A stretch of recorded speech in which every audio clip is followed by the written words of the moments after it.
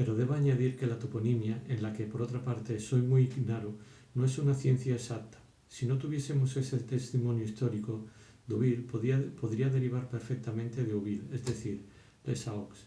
Las formas en ai, aigues, mortes, de aqua, se cambian muchas veces en eu, en ou, y muy cerca de d'Uville hay unas aguas famosas, Carquebut. Puede imaginarse la alegría del párroco al encontrar ahí alguna huella cristiana, aunque al parecer resultó bastante difícil evangelizar esta región dado que fue necesario que lo intentasen uno tras otro San Ursal, San Gofroy, San Basarone, San Lorenzo de Breveren, quien finalmente pasó la tarea a los monjes de Baubec. Pero con Tuit el autor se equivoca. Ve ahí una forma de Tov, Casuch, como en Cricketot, Ektok y Betok, cuando en realidad se trata de Tuit, terreno desbrozado, roturación, como en Barquetuit, el Tuit, Regnetuit, etc. Del mismo modo, aunque reconoce en Clitours el trop normando, que quiere decir pueblo, pretende que la primera parte del nombre deriva de clivus, pendiente, cuando procede de cliff, roca. Pero sus meteduras de pata más graves proceden menos de su ignorancia que de sus prejuicios. Por buen francés que uno sea, hay que negar la evidencia y tomar San Laurent en Bray por el conocidísimo sacerdote romano, cuando se trata de un San Laurent O'Toole, arzobispo de Dublín. Pero más que el sentimiento patriótico, es el prejuicio religioso de su amigo el que le hace cometer groseros errores. Por ejemplo, no lejos de la casa de nuestros anfitriones de la Raspelière, tenemos dos Montmartin, Montmartin-sur-Mer y Montmartin en Graines. En cuanto a Graines, el buen párroco no comete ningún error. Ha visto perfectamente que Graines, en latín grania, en griego crené, significa estanque, ciénaga. ¿Cuántos Gremais, Croin, Gremeville, Legrom no podríamos citar? Pero en el caso de Montmartin, su presunto lingüista quiere a toda costa que se trate de parroquias dedicadas a San Martín. Argumenta para ello que el santo es su patrón, pero no se da cuenta de que sólo posteriormente fue tomado por tal, o más bien se ha dejado cegar por su odio al paganismo. No quiere ver que, si se hubiese tratado de San Martín, se habría dicho Mont San Martín, como se dice Mont Saint Michel, cuando de hecho el nombre de Montmartin se aplica de modo bastante más pagano a templos consagrados al dios Marte, templos de los que ya no poseemos, es cierto, otros vestigios, pero que la presencia incontestable en los alrededores de vastos campamentos romanos haría mucho más verosímiles aun sin el nombre de Montmartin, que zanja cualquier duda. Como puede ver, el librito que va a encontrar en la Raspelière no es de los mejor hechos. Objeté que en Combray el párroco nos había señalado muchas veces etimologías interesantes. Probablemente dominaba mejor su terreno. El viaje a Normandía le habrá desorientado. Y no lo habrá curado, añadí, porque llegó neurasténico y se marchó reumático. Es culpa de la neurastenia. Ha caído de la neurastenia en la filología, como hubiera dicho mi buen maestro Poquelin. Dígame, Cottard, ¿cree usted que la neurastenia pueda tener una influencia negativa sobre la filología? ¿La filología una influencia calmante sobre la neurastenia? ¿Y la curación de la neurastenia conducir al reumatismo? Sin la menor duda. El reumatismo y la neurastenia son dos formas vicariantes de neuroartritismo. Se puede pasar de la una a la otra por metástasis. El eminente profesor, dijo Brichot, se expresa, Dios me perdone, en un francés tan turfado de latín y de griego como hubiera podido hacerlo el propio Monsieur Purgon, de molieresca memoria. A mí, mi tío, quiero decir nuestro Sarcey nacional, pero no pudo terminar su frase. El profesor acababa de sobresaltarse y de lanzar un chillido. «Diablo de», exclamó volviendo por fin al lenguaje articulado. «Hemos pasado Mainville, jaja, y hasta Reelville. Acababa de ver que el tren se detenía en Saint-Marc-le-Vieux, donde se apeaban casi todos los viajeros. Sin embargo, no es posible que se hayan saltado a la parada. No nos habremos dado cuenta mientras hablábamos de los Cambremer. Escúcheme, Skip, atienda. Voy a decirle una buena cosa», dijo Cottard, que le había tomado gusto a esta expresión usada en ciertos ambientes médicos. «La princesa debe estar en el tren. No nos habrá visto y habrá subido a otro compartimento. Vamos a buscarla. Con tal de que todo esto no se convierta en un cisco, y nos llevó a todos a la busca de la princesa Serbatov. La encontró en el fondo de un vagón vacío, leyendo la review de Dogs Moore. Había tomado desde hacía muchos años, por miedo a los desaires, la costumbre de estarse en su sitio, de quedarse en su rincón, lo mismo en la vida que en el tren, y de esperar para dar la mano a que la saludase. Siguió leyendo cuando los fieles entraron en su vagón. La reconocí en el acto. Aquella mujer que podía haber perdido su posición social, pero no por ello dejaba de ser de alto linaje, que en cualquier caso no era la perla de un salón, que en cualquier caso era la perla de un salón como el de los Verduri, era la dama en quien 2 días antes, en el mismo tren, yo había querido adivinar la patrona de una casa de citas. Su personalidad social, tan sincera, tan incierta, se me aclaró en cuanto supe su nombre.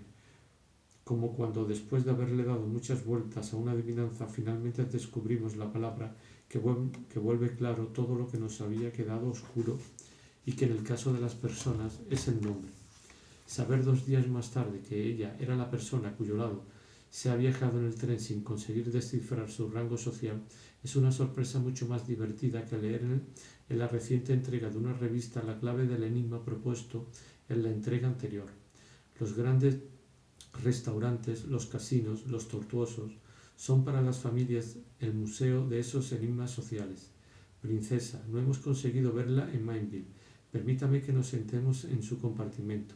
No faltaba más, dijo la princesa, que solo cuando yo acotar dirigirle la palabra, levantó de la revista unos ojos que, como los de Monsieur Charles, pero más dulces, veían muy bien a las personas de cuya presencia aparentaba no darse cuenta. Cottard, pensando que el hecho de estar invitado a casa de los Camberwell era para mí recomendación suficiente, tomó, al cabo de un momento, la decisión de presentarme a la princesa, que se inclinó con mucha cortesía, pero que dio la impresión de oír mi nombre por primera vez. Maldita sea, exclamó el doctor, mi mujer se ha olvidado de mandar que cambiasen los botones de mi chaleco blanco. Ah, las mujeres, no piensan en nada. No se case usted nunca, hágame caso, me dijo. Y como era una de las bromas que consideraba oportuna cuando nadie tenía nada que decir, miró con el rabillo del ojo a la princesa y al resto de los fieles que, por ser profesor y académico, sonrieron admirando su buen humor y su falta de altanería. La princesa nos informó que el joven violinista había sido encontrado. La víspera había guardado cama debido a una jaqueca, pero iría aquella noche llevando a un viejo amigo de su padre al que había encontrado en Donsier. Ella lo había sabido por Madame Verdurin, con quien había almorzado aquella mañana. Nos dijo con una voz rápida, en la que la R arrastrada del acento ruso era dulcemente mascullada en el fondo de la garganta, como si fuera no R sino Ls. Ah, ha almorzado usted esta mañana con ella, dijo Cottard a la princesa, pero mirándome a mí porque esas palabras tenían por objeto mostrarme la gran intimidad de la princesa con la patrona. Usted sí que es una fiel. Sí, me gusta este pequeño círculo, inteligente, agradable, nada malvado, muy sencillo, nada snob, y donde todos tienen ingenio hasta en la punta de las uñas. Maldita sea, he debido de perder mi billete, no lo encuentro, exclamó Cottard, aunque sin preocuparse demasiado. Sabía que en Deauville, donde dos landós estarían esperándonos, el empleado le dejaría pasar sin billete, tributándole una reverencia más profunda para dar así la explicación de su indulgencia, a saber, que había reconocido en Cottard a un habitué de los Verduri. No me meterán en la sala de la policía. Por esto, concluyó el doctor. Decía usted, señor, le pregunté a Brichot, que cerca de aquí había unas aguas famosas. ¿Cómo se sabe? El nombre de la estación siguiente lo atestigua entre muchos otros testimonios. Se llama Ferbach. No comprendo lo que quiere decir, masculló la princesa en el mismo tono en que, por cortesía, habría podido decirme, qué aburrido, ¿verdad? Pues que Ferbach, princesa, quiere decir aguas calientes, fervida aqua. Pero a propósito del joven violinista, continuó Brichot, se me olvidaba. Cottard, hablarle de la gran noticia. ¿Sabía usted que nuestro pobre amigo de Champ, el antiguo pianista favorito de Madame Verdurin, acaba de morir. Es horrible. Era joven todavía, respondió Cottard, pero debía de tener algo de hígado. Debía de tener algo podrido por esa parte. Desde hacía un tiempo daba pena mirarle. Pero no era tan joven, dijo Brichot. En la época en que Elstir y Swann iba a casa de Madame Verdurin, Deschamps era ya una celebridad parisina, y, cosa admirable, sin haber recibido en el extranjero el bautismo del éxito. Ah, él sí que no era un adepto del Evangelio según San Brano. Se confunde usted. No es posible que en esa época fuese a casa de Madame Verdurin. Todavía estaba en pañales. Pues, a no ser que mi vieja memoria me engañe, yo creía que Deschamps tocaba la sonata de Vinteuil para Swann cuando este amigo de los clubs, renegado de la aristocracia, no sospechaba siquiera que un día llegaría a ser el aburguesado príncipe consorte de nuestra Odette nacional. Es imposible. La sonata de Vinteuil se tocó en casa de Madame Verdurin mucho tiempo después de que Swann hubiese dejado de ir. Dijo el doctor que, como todas las personas que trabajan mucho y se creen en la obligación de recordar muchas cosas que suponen útiles, olvidan otras muchas, lo que les permite extasiarse ante la memoria de quienes no tienen nada que hacer. Hace usted un flaco favor a sus conocimientos, y eso que no se ha reblandecido, dijo con una sonrisa el doctor. Brichot admitió su horror. El tren se detuvo. Era Lasson. Este nombre me intrigaba. ¿Cómo me gustaría saber qué quieren decir todos estos nombres?, le dije a Cottard. Pues pregúntele a Monsieur Brichot, quizá lo sepa. Pues Lasson es la Ciconia, respondió Brichot, a quien no veía la hora de interrogar sobre muchos otros nombres. Olvidando que debía quedarse en su rincón, Madame Serbatov me ofreció amablemente cambiar de sitio conmigo para que yo pudiese conversar mejor con Brichot, a quien quería preguntar otras etimología que me interesaban, y me aseguró que le era indiferente viajar delante, detrás, de pie, etc. Permanecía a la defensiva mientras ignoraba las intenciones de los recién llegados, pero en cuanto las había reconocido como amables, trataba por todos los medios de complacer a todo el mundo. Por fin el tren se detuvo en la estación de Deauville-Fetterre, que, situada poco más o menos a la misma distancia del pueblo de Fetterre y de Deauville, llevaba debido a esa particularidad ambos nombres. «Canastos», exclamó el doctor Cottard, cuando llegamos a la barrera donde recogían los billetes y fingiendo no haberse dado cuenta hasta ese momento. «No consigo encontrar mi ticket, he debido perderlo». Pero el empleado, quitándose la gorra, aseguró que no tenía importancia y sonrió respetuosamente. La princesa, que daba instrucciones al cochero como hubiese hecho una especie de dama de honor de Madame Verdurin, quien, por causa de los Cambremer, no había podido acudir a la estación, cosa que por otra parte rara vez hacía, me llevó consigo, así como a Brichot, en uno de los carruajes. En el otro subieron el doctor Sagnier y Skid. El cochero, aunque muy joven, era el primer cochero de los Verdurin, el único que tenía realmente el título de cochero. Era él quien la llevaba, por el día, a dar todos sus paseos, porque conocía todos los caminos, y por la noche iba a buscar y luego a dejar a los fieles. En caso necesario solían acompañarle ayudantes, elegidos por él. Era un excelente muchacho, sobrio y capaz, pero con una de esas caras melancólicas en las que la mirada demasiado fija indica una predisposición a quemarse la sangre por cualquier nadería, incluso a las ideas negras. Pero en ese momento estaba muy feliz porque había conseguido colocar a su hermano, también excelente persona, en casa de los Verdurin. Primero atravesamos Deauville. Unos cerros de hierba descendían hasta el mar en amplias dehesas a las que la saturación de la humedad y de la sal daba un espesor, una suavidad, una vivacidad de tonos extremados.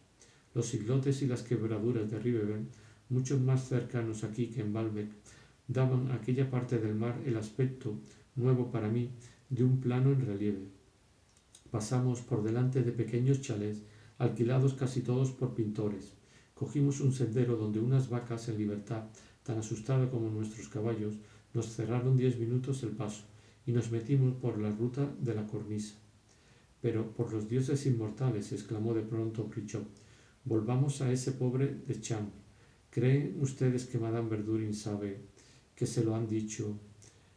Madame Verdurin, como casi todas las personas de la alta sociedad, precisamente porque necesitaba la compañía de los otros, no volvía a pensar un solo día en ellos una vez que, muertos, ya no podían ir a sus miércoles, ni a los sábados, ni a cenar en familia. Ya no podía decirse del pequeño clan imagen en esto de todos los salones que estuviese compuesto por más muertos que vivos, dado que, desde el momento en que uno estaba muerto, era como si nunca hubiese existido. Pero para evitar la lata de tener que hablar de los difuntos e incluso suspender las cenas, algo imposible para la patrona por algún duelo, Monsieur Verdurin fingía que la muerte de los fieles afectaba tantísimo a su mujer que, en interés de su salud, no había que hablar de ello. En cambio, y quizá precisamente porque la muerte de los otros le parecía un accidente tan definitivo y tan vulgar, la idea de la suya propia la horrorizaba y evitaba cualquier reflexión que pudiese referirse a ella.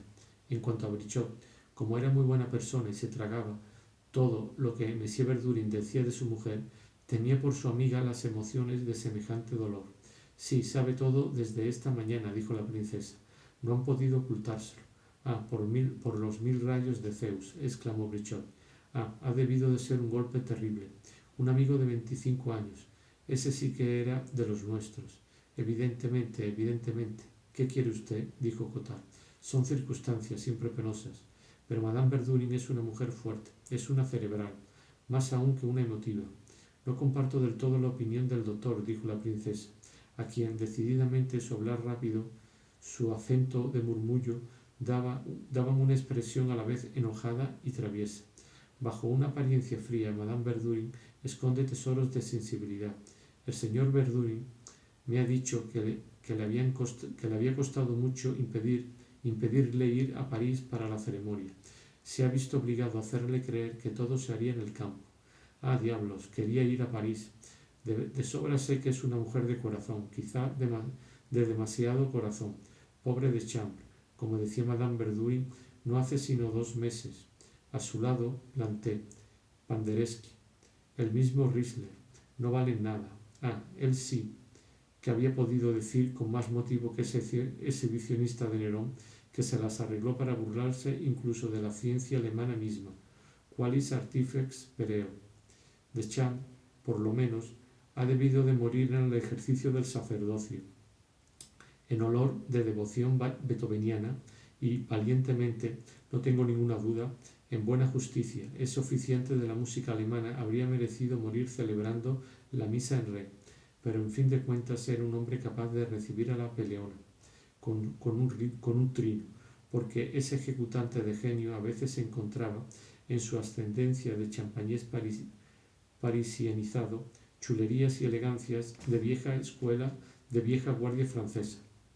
Desde la altura en que ahora estábamos, el mar ya no parecía semejante, como desde Baalbek, a las ondulaciones de cadenas montañosas, sino al contrario, como se muestra desde un pico o desde una carretera que bordea la montaña, un glacial azulado o una llanura deslumbrante, situados a menor altitud. Allí el recorte de los remolinos parecía inmovilizado, como si hubiesen dibujado para siempre sus círculos concéntricos. El esmalte mismo del mar, que cambiaba insensiblemente de color, tomaba hacia el fondo de la bahía donde se abría un estuario la blancura azul de una leche en la que unas pequeñas barcas negras e inmóviles parecían pegadas como moscas. No me parecía que desde ningún otro lugar se pudiese descubrir un cuadro tan vasto, pero en cada revuelta se le añadía una parte nueva, y cuando llegamos al fielato de Deauville, el espolón del acantilado que hasta entonces nos había escondido una mitad de la bahía se retrajo, y de golpe vi a mi izquierda un golfo tan profundo como el que hasta entonces había tenido delante de mí, pero de proporciones distintas y duplicada belleza. En aquel punto tan elevado, el aire se volvía de una vivacidad y una pureza que me embriagaba. Apreciaba a los Verdurin. Habernos mandado un coche me parecía de una bondad conmovedora. Me habría gustado besar a la princesa. Le dije que nunca había visto nada tan hermoso. Ella también declaró que amaba aquella comarca más que cualquier otra, pero yo sentía que para ella, como para los Verdurin, lo que contaba era no contemplarlo como turistas, sino hacer allí buenas comilonas, recibir a personas que les agradaban, escribir cartas, leer, en suma, vivir en ella, dejando pasivamente que su belleza los bañase en vez de convertirla en objeto de su interés. Desde el fielato, donde el carruaje se detuvo un instante, a tal altura sobre el nivel del mar que, como desde una cima, la vista del abismo azulado casi daba vértigo. Abrí la ventanilla. El rumor claramente percibido de cada ola que rompía tenía en su nítida dulzura algo de sublime.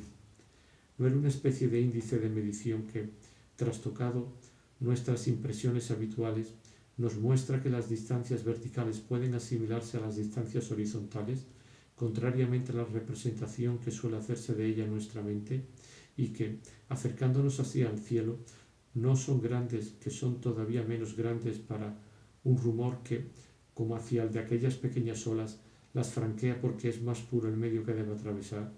Y en efecto, bastaba retroceder 2 metros apenas detrás del fielato para dejar de distinguir aquel rumor de olas que 200 metros de acantilado no habían despojado de su delicada, minuciosa y dulce precisión.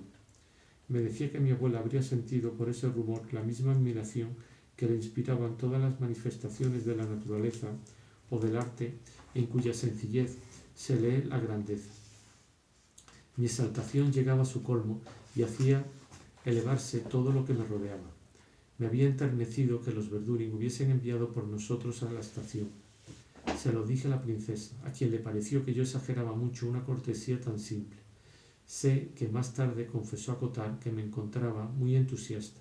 Él le contestó que yo era demasiado emotivo y que habría necesitado calmantes y hacer punto. Hacía yo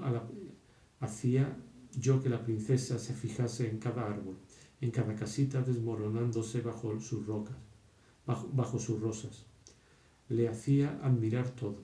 Habría querido estrecharla a ella misma contra mi corazón. Dijo que me veía dotado para la pintura, que debería dibujar, que le sorprendía que nadie me lo hubiese dicho todavía, y confesó que, en efecto, aquellos lugares eran pintorescos. Cruzamos, encaramando en lo alto, el pueblecito de Engelkeverty Villa, nos dijo Brichot. Pero ¿está usted completamente segura, princesa, de que tendremos cena esta noche a pesar de la muerte de Cham? Añadió, sin pensar que la presencia en la estación de los carruajes en que nos encontrábamos ya era una respuesta. Sí, dijo la princesa. Monsieur Verdurin se ha empeñado en que no se aplace, precisamente para evitar que su mujer piense. Y además, después de tantos años en que nunca ha dejado de recibir en miércoles, ese cambio de sus costumbres habría podido impresionarla. Está muy nerviosa esta temporada. El señor Verdurin estaba particularmente contento de que viniesen ustedes a la cena de esta noche porque sabía que sería una gran distracción para Madame Verdurin, dijo la princesa, olvidando que había fingido no haber oído hablar de mí. Creo que harán bien en no hablar de nada delante de Madame Verdurin, añadió la princesa. Hace usted muy bien en decírmelo, respondió ingenuamente Brichot. Transmitiré la recomendación a Cottard. El coche se detuvo un momento, reanudó la marcha, pero el ruido que hacían las ruedas en el pueblo había cesado.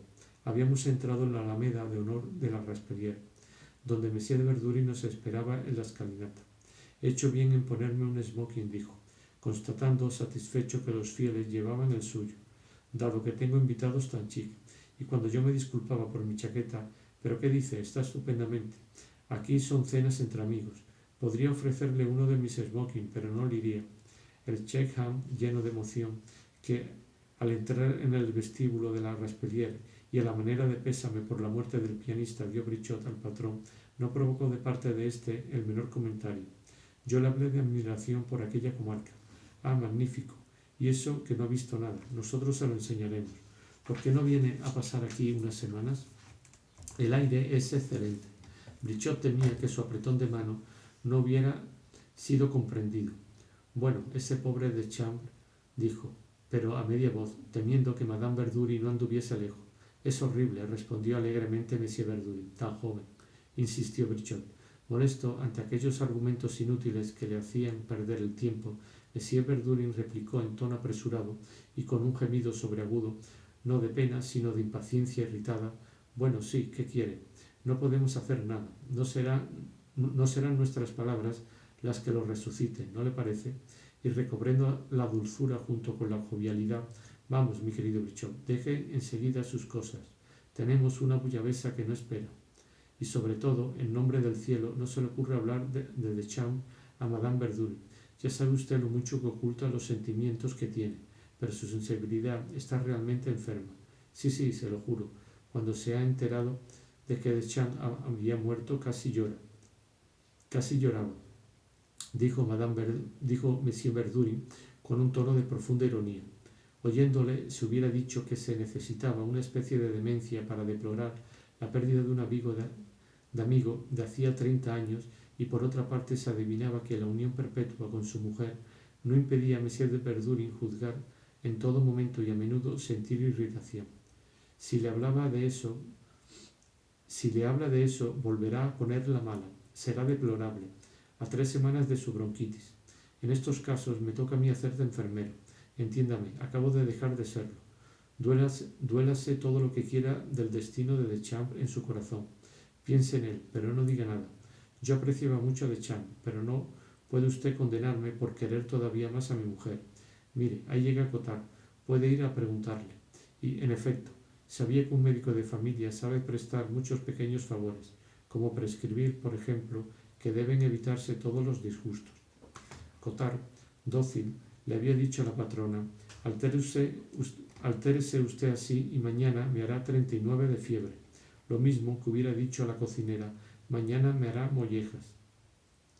A falta de curar, la medicina se preocupa por cambiar el sentido de los verbos y de los pronombres. El señor Verdurin se sintió feliz al comprobar que Sagnier, pese a los desaires que había sufrido 2 días antes, no había desertado del cogollito. En efecto, Madame Verdurin y su marido habían contraído en la ociosidad instintos crueles a los que las grandes ocasiones, demasiado raras, ya no bastaban. Había conseguido que Odette riñese con su amo, Brichot con su amante. Volverían a hacerlo con otros, por supuesto, pero no todos los días se presentaba la ocasión. Mientras tanto, gracias a su sensibilidad trémula, a su timidez pusilánime, inclinada al pánico, Sagnier le ofrecía un entretenimiento cotidiano. Por eso, por miedo a que desertase, se apresuraron a invitarlo con palabras amables y persuasivas, como hacen en el liceo los veteranos, en el cuartel los antiguos con un novato al que quieren engatusar para poder hacerse con él, con el solo fin entonces de provocarle y gastarle malas pasadas cuando ya no pueda escaparse. Sobre todo le recordó a Brichot Cottard, que no había oído a Monsieur Verdurin, punto en boca delante de Madame Verdurin. No tema, oh Cottard, está usted ante un sabio, como dice Teócrito. Además, Monsieur Verdurin tiene razón. ¿De qué sirven nuestros lamentos?, añadió, porque, capaz de asimilar las formas verbales y las ideas que le aportaban, pero falto de sutileza, había admirado en las palabras de Monsieur Verdurin el más valeroso estoicismo. De todos modos, es un gran talento que desaparece. Pero todavía están hablando de Deschamps, dijo Verdurin, que se nos había adelantado y que, viendo que no le seguíamos, había vuelto sobre sus pasos. Escuche, le dijo a Brichot, no hay que exagerar nunca.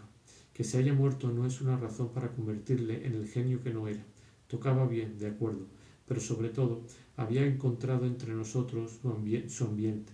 Trasplantado, dejaba de existir. Mi mujer se había entusiasmado con él y había labrado su fama. Ya sabe cómo es ella. Diré más incluso, en interés mismo de su reputación, ha muerto en el momento oportuno, en su punto, como espero que estén las damiselas de Caen, asadas con arreglo a las recetas incomparables de Papil, siempre que no hayan pedido ustedes eternizarse con sus jeremiadas en esa casba abierta a todos los vientos. De cualquier modo, no querrá usted hacernos reventar a todos porque Deschamps ha muerto, además de que, desde hace un año, tenía que practicar escalas antes de dar un concierto para recuperar muy momentáneamente, su agilidad.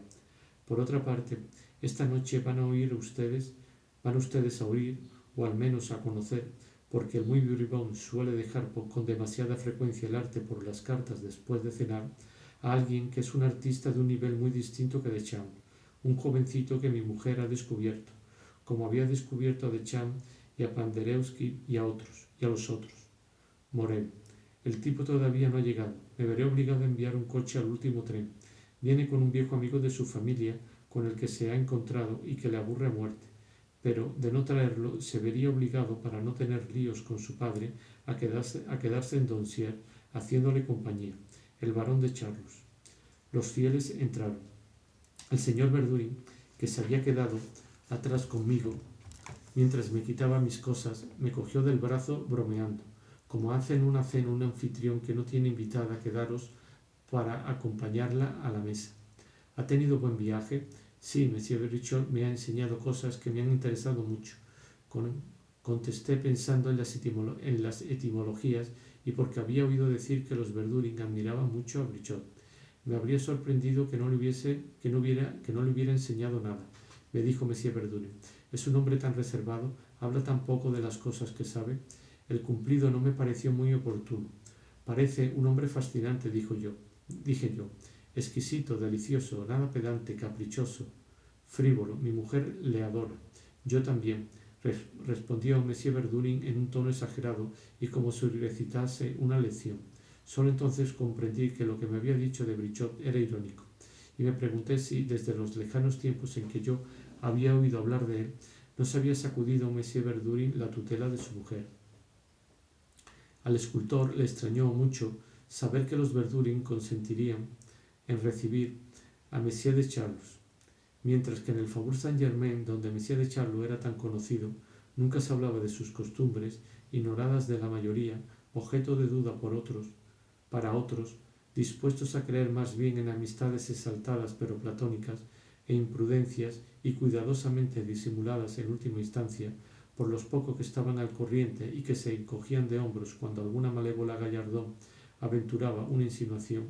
Esas costumbres, apenas conocidas por unos pocos íntimos, eran en cambio criticadas diariamente lejos del medio en que el varón vivía, como ciertos disparos de cañón que sólo se oyen después de la interferencia de una zona silenciosa. Por otra parte, en aquellos ambientes de burgueses y artistas, donde pasaba por ser la encarnación misma de la inversión, su grandísima posición mundana y su alta estirpe eran totalmente ignoradas, debido a un fenómeno análogo al que hace que, entre el pueblo rumano, el nombre de Ronsard sea conocido como el de un gran señor, mientras que su obra poética es desconocida. Es más, en Rumanía la nobleza de Ronsard se funda en un error. De igual modo, si en el mundo de los pintores, de la gente de teatro, Monsieur de Charlus tenía tan mala reputación, era porque se le confundía con cierto conde Leblois de Charlus, con el que ni siquiera tenía el menor parentesco, o todo lo más alguno muy lejano, y que había sido detenido, probablemente por error, en una redada muy famosa de la policía. En resumidas cuentas, todas las historias que se contaban sobre Monsieur de Charlus se le aplicaban en falso.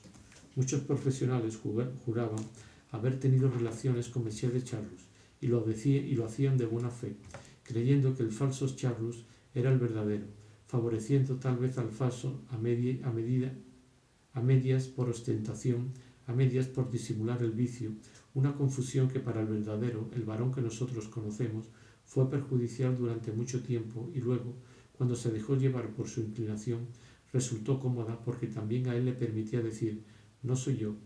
Verdad es que en ese momento no era de él de quien se hablaba. Finalmente, cosa que aumentaba la falsedad de los comentarios en torno a un hecho cierto, los gustos del varón, había sido amigo íntimo y absolutamente puro de un autor que, en los ambientes teatrales, tenía, no se sabe por qué, esa reputación que no merecía en absoluto. Cuando los veían juntos en un estreno se decía, ya sabe, de la misma manera que se creía que la duquesa de Guermantes tenía relaciones inmorales con la princesa de Parma, leyenda indestructible porque sólo se desvanecería merced a un acercamiento a esas dos grandes damas que las gentes que las repetían no alcanzarían probablemente nunca, salvo mirándolas con los gemelos en el teatro y calumniándolas con el abonado de la butaca vecina. De las costumbres de Messier de Charlus, el escultor concluía con tanta menor vacilación cuanto que no poseía sobre la familia a la que pertenecía Messier de Charlus, sobre su título, sobre su nombre, ningún tipo de información, que la situación mundana del varón debía de ser bastante mala.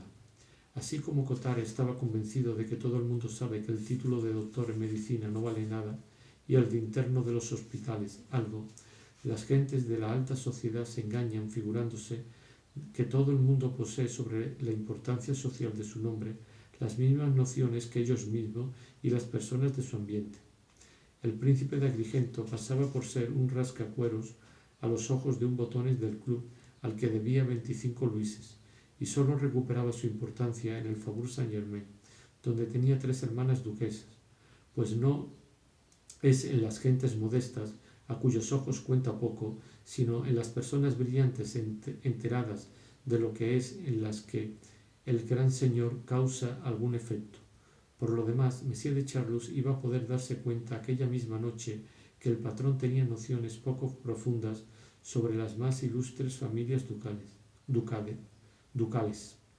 Convencido de que los Verdurin iban a dar un paso en falso dejando introducirse en un salón tan selecto a un individuo corrompido, el escultor se creyó en el deber de llevar aparte a la patrona.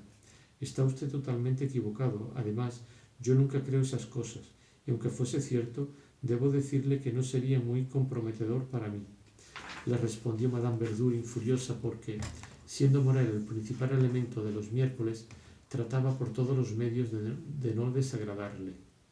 En cuanto a Cottard, no pudo dar su opinión porque había pedido permiso para subir un momento, a hacer un recadito en el Buen Retiro y a escribir luego en el cuarto de Monsieur Verdurin una carta muy urgente para un enfermo. Un gran editor de París que había venido de visita, convencido de que le pedirían quedarse, se fue brutalmente con gran rapidez al darse cuenta de que no era bastante elegante para el pequeño clan. Era un hombre alto y robusto, muy moreno, estudioso, con algo de tajante. Parecía una plegadera de ébano. Madame Verdurin, que para recibirnos en su inmenso salón, donde unos trofeos de gramíneas, de amapolas, de flores del campo, cogidos ese mismo día, alternaban con el mismo motivo pintado en camafeo, 2 siglos antes, por un artista de un gusto exquisito, se había levantado un momento de una partida que estaba jugando con un viejo amigo, y nos pidió permiso para terminarla en 2 minutos, charlando mientras tanto con nosotros. Por otra parte, lo que le dije de mis impresiones solo le agradó a media. Para empezar, me parecía escandaloso ver que ella y su marido volviesen a casa todos los días mucho antes de la hora de aquellas puestas de sol que pasaban por ser tan bellas vistas desde el acantilado, más todavía desde la terraza de la Raspelière, y por las que yo habría recorrido leguas y más leguas. Sí, es incomparable, dijo distraída Madame Verdurin, echando una ojeada a los inmensos ventanales que hacían de puerta vidriera. Aunque lo vemos todo el tiempo, nunca nos cansamos, y volvió los ojos hacia sus cartas. Pero a mí, mi propio entusiasmo me hacía exigente. Me quejaba de no ver desde el salón las rocas de Darnetal, que el Stier me había ponderado como adorables en el instante en que refractaban tantos colores. Ah, desde aquí no puede verlas. Habría que ir al final del parque, a la vista de la bahía.